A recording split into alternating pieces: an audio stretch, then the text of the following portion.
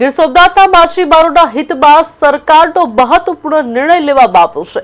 જી હા, માછીમારી ક્ષેત્રે માટે કહી શકાય કે મોટી રાહતરૂપ નિર્ણય તરીકે ભારત પેટ્રોલિયમ દ્વારા માછીમારી બોટના ડીઝલના ભાવમાં કરાયેલો ₹22.43નો વધારો પાછો ખેંચવામાં આવ્યો છે। આ નિર્ણયથી રાજ્યના માછીમારોને મોટી રાહત મળશે।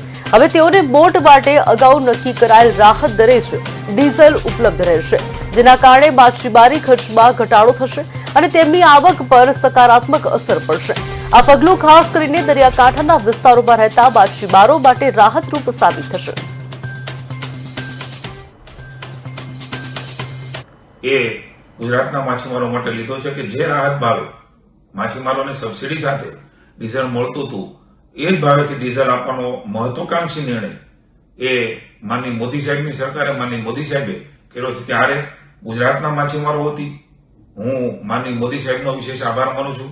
માનનીય મુખ્યમંત્રીશ્રીએ પણ ત્વરિત આ વાતને વડાપ્રધાન સુધી પહોંચાડી, ભારત સરકાર સુધી પહોંચાડી, એટલે એમનો પણ આભાર માનું છું।